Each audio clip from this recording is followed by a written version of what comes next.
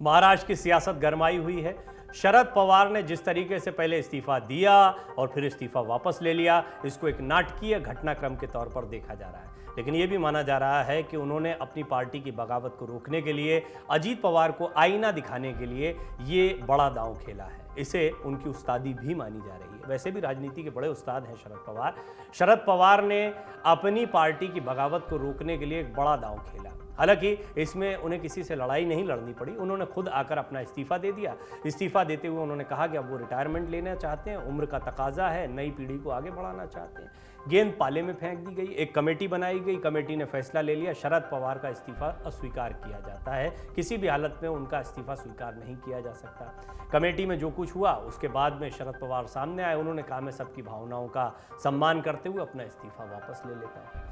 एक दो दिन पहले इस्तीफा देना और फिर इस्तीफा वापस ले लेना, इसके बाद में अब इसकी तमाम तरीके से व्याख्या की जा रही है और इसकी कई एनालिसिस सामने आ रही हैं, कई भूमिकाएं रखी जा रही हैं। खास तौर पर अजीत पवार के स्टैंड को लेकर यह कहा जा रहा है कि अजीत पवार के बीजेपी में शामिल होने की जो कोशिशें हैं, क्या उस पर रोक लगाने के लिए सब कुछ किया गया और अजीत पवार की क्या नज़दीकियां चल रही थी, उनके साथ विधायक कितने हैं। देखिए, आज बहुत दिलचस्प बातचीत हुई हमारी अमर उजाला के खास कार्यक्रम खबरों के खास के दौरान। इसमें अशोक वानखेड़े और तमाम अन्य लोग मौजूद थे। अशोक वानखेड़े का जिक्र इसलिए कर रहा हूं क्योंकि महाराष्ट्र की सियासत को बड़े अच्छे से समझते हैं। उनका स्पष्ट तौर पर यह कहना है कि शरद पवार ने जो कुछ किया वो पहले से तयशुदा था।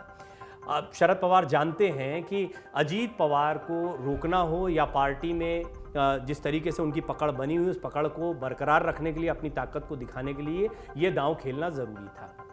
इस एनालिसिस के दौरान बहुत महत्वपूर्ण बात यह भी है, ये समझने जैसी बात है कि आज शरद पवार के इतर किसी को भी चेहरा बना दीजिए, एनसीपी का क्या हाल होगा। सुप्रिया सुले के सवाल पर तो खुद शरद पवार जवाब दे चुके हैं।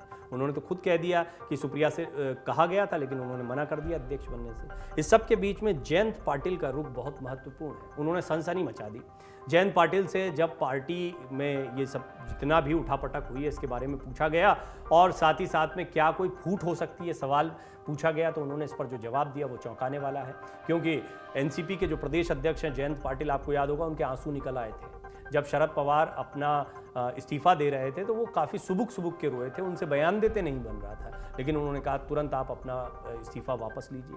जयंत पाटिल कौन है? मैं उनके जो उन्होंने एक अखबार को इंटरव्यू दिया है उसके विषय में आपको बताऊं, उससे पहले जान लीजिए कि जयंत पाटिल के हाल के दिनों की एक्टिविटीज़ क्या रही हैं। एक तरफ अजीत पवार के पोस्टर लग रहे थे सीएम बनाने के, उनके सपोर्टर्स ने लगाए, तो दूसरी तरफ जयंत पाटिल के पोस्टर भी लगे। ये पोस्टर शरद पवार की सहमति से लगे थे, ये बात भी सामने आई। ये कई हलकों में कहा गया, आपने मीडिया रिपोर्ट्स में इस बारे में पढ़ा होगा।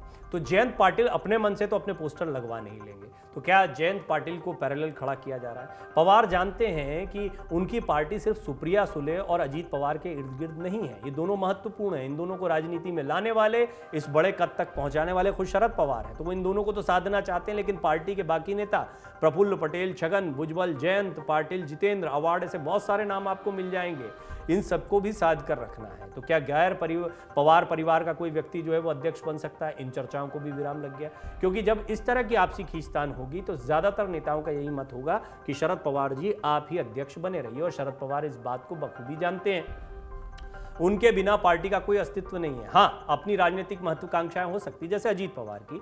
अजीत पवार पहले भी बीजेपी के साथ जाकर सरकार बनाने का प्रयास कर चुके हैं। इसका खुलासा शरद पवार ने अपनी किताब में ये कहते हुए किया था कि जो विधायक गए भी थे उनको ये बताया गया था कि शरद पवार जी की तरफ से हरी झंडी मिल गई है, लेकिन मैंने उन्हें फ़ोन पर जानकारी दी कि ऐसा नहीं है। मैंने कभी नहीं कहा अजीत से कि आप जाकर सरकार बना लीजिए बीजेपी के साथ। इसके बाद में वो विधायक वापस लौट आए थे। तो अजीत पवार को क्या एहसास करा दिया शरद पवार ने अपनी ताकत का, लेकिन इसकी ज़रूरत भी क्या है?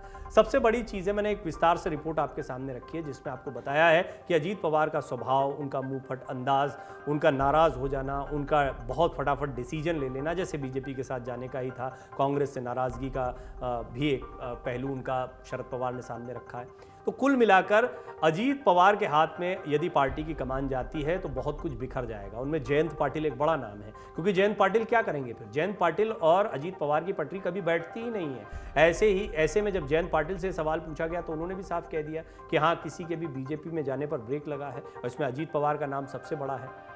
कई सवाल उनसे पूछे गए कि बीजेपी में शामिल होने वाले जो हैं वो कौन हो सकते हैं, तो इस पर बड़ा जवाब दिया है जयंत पाटिल ने कि इनकी संख्या सीमित होगी। अब ये क्यों महत्वपूर्ण है? वो इस बात से इनकार नहीं कर रहे हैं कि एनसीपी में फूट हो रही है, वो इस बात से भी इनकार नहीं कर रहे हैं कि उनके नेता बीजेपी में जा सकते हैं। हाँ, वो ये जरूर कह रहे हैं कि जाने वालों की तादाद बहुत बड़ी नहीं होगी। तो क्या कुछ नेता जो अजीत पवार के साथ हैं वो वहां पर जा सकते हैं? लेकिन इसके लिए खुद अजीत पवार को कोई विधायक तो सिर्फ टूटकर चले नहीं जाएंगे। अजीत पवार का खेमा और फिर बाकी सारे, ये दो अलग दिखाई दे रहे हैं। और पार्टी के भीतर पार्टी बनने को लेकर शरद पवार की एक नाराजगी भी रही है, एक गुटबाजी जो होती है, लेकिन ये हर पार्टी में होती देखा गया है। अजीत पवार का गुट इसलिए मायने रखता है क्योंकि वो एक स्वाभाविक उत्तराधिकारी शरद पवार के दिखाई पड़ते हैं, लिहाजा उनके गुट को बहुत हल्के में नहीं लिया जा सकता। उनको कैसे साधें? अब एक और बड़ा क्लासिक उदाहरण है, ये भी हमारी चर्चा के दौरान आया था, वो है राज ठाकरे का। राज ठाकरे, उद्धव ठाकरे, बाला साहब ठाकरे। अगर बाला साहब ठाकरे के स्वाभाविक उत्तराधिकारी और उनके मिजाज वाले उत्तराधिकारी को देखा जाए तो किसका नाम सामने आएगा? जी हाँ, राज ठाकरे का। और राज ठाकरे का नाम काफी उछलता था एक समय पर। राज ठाकरे को युवा विंग से लेकर कई महत्वपूर्ण जिम्मेदारियां दी गई। अध्यक्ष बनाने की बारी आई तो किसको बनाया गया? उद्धव ठाकरे को। उद्धव ठाकरे उस वक्त अध्यक्ष बन गए थे, राज ठाकरे थे साथ में, लेकिन साल 2 साल में ही इतनी खींचतान हो गई, डिसीजंस इतने बदल दिए गए, पार्टी पर पकड़ राज ठाकरे को कमजोर महसूस हुई। कुछ कारण बताए जाते हैं, उन्होंने खुद जाके कहा कि मैं अब अलग राजनीति करना चाहता हूं, और बाला साहब ठाकरे ने उनको हरी झंडी दे दी। उन्होंने महाराष्ट्र नवनिर्माण सेना का गठन कर लिया। लेकिन ये कहानी बिल्कुल इतर है। अजीत पवार कभी भी राज ठाकरे की तरह सियासत नहीं करना चाहते, ये अशोक वानखेड़े का कहना है। उनका स्पष्ट तौर पर कहना है हमसे बातचीत करते हुए कि अजीत पवार जानते हैं कि राज ठाकरे की तरह अलग सियासत करना, अलग राजनीतिक दल बनाना, ये कोई, और 62 वर्ष की उम्र में ये सारे कदम उठाना, ये कोई बहुत समझदारी का डिसीजन नहीं होगा।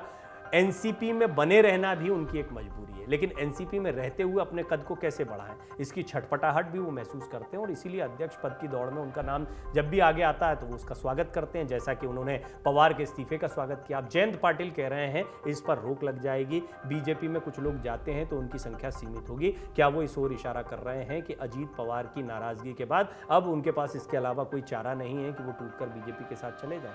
इसकी जरूरत क्यों पड़ रही है? सरकार को बचाए रखने के लिए क्या बीजेपी को भी जरूरत? इस पर हालांकि हमने कई रिपोर्ट्स आपको दिखाई हैं कि जिस तरह का सियासी समीकरण और सियासी घमासान देखने को मिल रहा है, ये बात अभी सिर्फ सरकार बचाने तक सीमित नहीं है। आगामी जो लोकसभा चुनाव है 2024 का, उस दौरान भी किस तरह के समीकरण होंगे, ये बहुत महत्वपूर्ण है। पवार ने अपनी किताब में भी लिखा है कि बहुत से लोग बीजेपी में शामिल होना चाहते हैं, और अब जब उन्होंने रिटायर होने का फैसला किया है तो इसका मतलब है कि जो करना है करो। क्या आप पवार को ये संकेत देना चाहते हैं? ऐसा सवाल जयंत पाटिल से पूछा गया, तो जयंत पाटिल ने जवाब दिया कि पार्टी में कुछ लोग हो सकते हैं जो बीजेपी के साथ जाने की सोच रहे हैं, लेकिन इनकी संख्या सीमित होगी। मेरे सामने किसी ने भी ऐसी स्थिति व्यक्त नहीं की है। उन्होंने आगे कहा कि एनसीपी के पास आज राज्य में विस्तार करने का अवसर है। महाविकास अघाड़ी के प्रयोग को अच्छा रिस्पॉन्स मिल रहा है। अगर किसी को लगता है कि महाविकास अघाड़ी टूटनी चाहिए तो उसे रोकने की कोशिश जरूरी है। यह बयान जयंत पाटिल का दिया हुआ है। किसी को लगता है महाविकास अघाड़ी, तो यहां पर बात एनसीपी में फूट भर की नहीं है, महाविकास अघाड़ी को बचाने के भी प्रयास चल रहे हैं क्या? तो महाविकास अघाड़ी में उद्धव ठाकरे अभी तक चेहरे के तौर पर सामने रखे जा रहे थे। शरद पवार ने अपनी ताकत दिखाकर क्या उद्धव ठाकरे को भी एक संकेत दे दिया है? दूसरा सबसे बड़ा संकेत तो उन्होंने अजीत पवार को दे दिया है, सियासत करो, एनसीपी में रहो, अपने बड़े कद को संभाल कर रखो, जो भी पार्टी में सम्मान मिला है उसको संभाल कर रखो, लेकिन मेरी कुर्सी पर अभी नजर मत डालो। अभी शरद पवार अपनी कुर्सी पर बने हुए हैं। तो ये सियासी नाटकीय घटनाक्रम महाराष्ट्र में देखने को मिला, और उसके बाद जयंत पाटिल जो कुछ दिन पहले रोते हुए दिखाई दे रहे थे, आज बड़े रिलैक्स दिखाई दिए और कह रहे हैं कि बीजेपी में कुछ लोग जा सकते हैं, लेकिन उनकी संख्या सीमित होगी। हालांकि मेरे सामने ऐसा कोई मामला नहीं आया। मन से उजाला कर चले, मन से उजाला कर चले।